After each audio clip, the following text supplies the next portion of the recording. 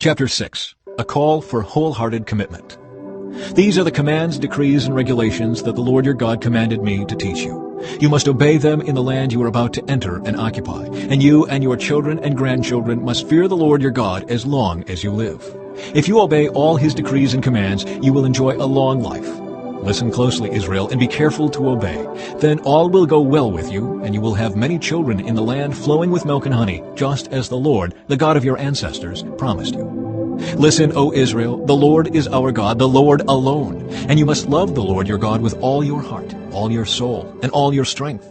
And you must commit yourselves wholeheartedly to these commands that I am giving you today. Repeat them again and again to your children. Talk about them when you are at home, and when you are on the road, when you are going to bed, and when you are getting up. Tie them to your hands and wear them on your forehead as reminders. Write them on the doorposts of your house and on your gates. The Lord your God will soon bring you into the land he swore to give you when he made a vow to your ancestors Abraham, Isaac, and Jacob. It is a land with large, prosperous cities that you did not build. The houses will be richly stocked with goods you did not produce. You will draw water from cisterns you did not dig, and you will eat from vineyards and olive trees you did not plant. When you have eaten your fill in this land, be careful not to forget the Lord who rescued you from slavery in the land of Egypt. You must fear the Lord your God and serve him. When you take an oath, you must use only his name.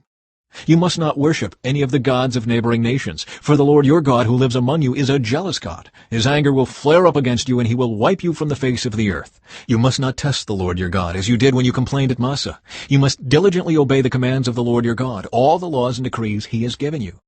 Do what is right and good in the Lord's sight, so all will go well with you. Then you will enter and occupy the good land that the Lord swore to give your ancestors. You will drive out all the enemies living in the land, just as the Lord said you would. In the future, your children will ask you, what is the meaning of these laws, decrees, and regulations that the Lord our God has commanded us to obey?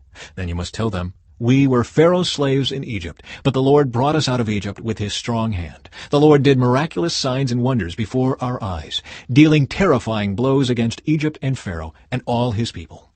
He brought us out of Egypt so he could give us this land he had sworn to give our ancestors.